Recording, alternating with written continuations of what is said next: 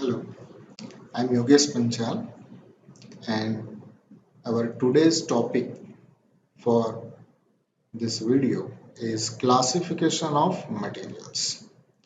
So, as we know, engineer make any product by using different types of material. Okay, so broadly, we are classified in four groups, that is metal, ceramics, polymers, and composites.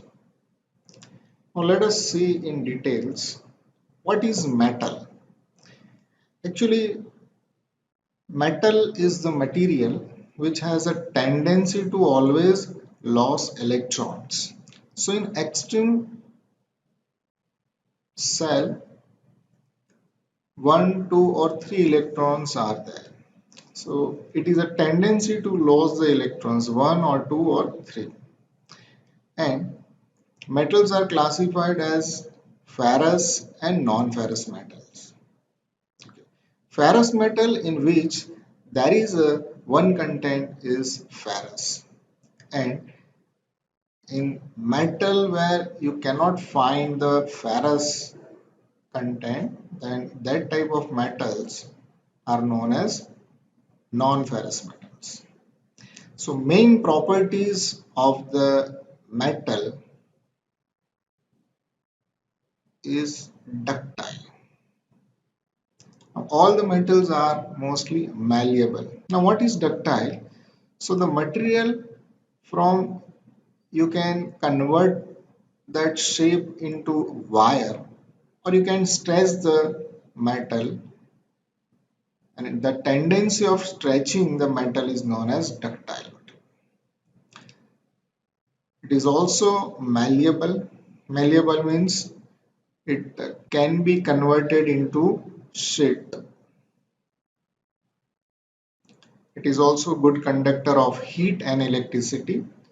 So copper is widely used to manufacturing a wire which is used in electrical components.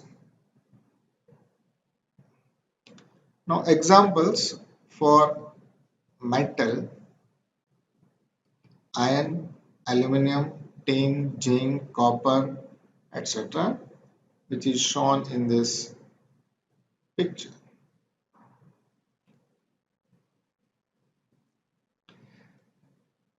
Next material is ceramics. It is a combination of at least one metal and one non-metal. Properties: they are lusters in the surface. Ceramics are always brittle. So whenever you stretch the ceramic, it is suddenly break. Okay, so there is no any ductility of the ceramic material. Now ceramics are bad conductors of heat and electricity. So it is widely used in insulators, insulators of heat and insulator of electricity. Some examples are shown here: sand, glass, plaster, cements, etc.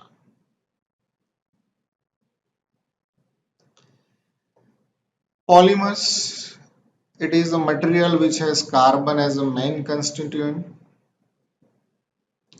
Polymer, they are made up of monomer which is repeated n number of times.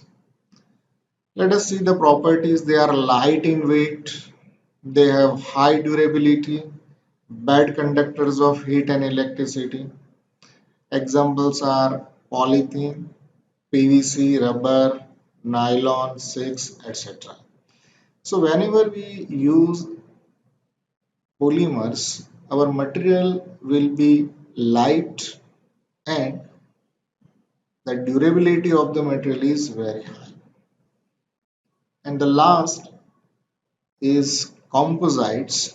So they are made up of combining more than two materials like metal, ceramic, or polymer together is known as composites.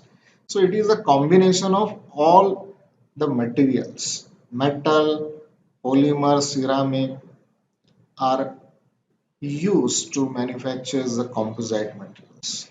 They do not have predefined properties, and it depends on the material which are used to manufacture the composites, like concrete, carbon, fiber, etc. are the examples.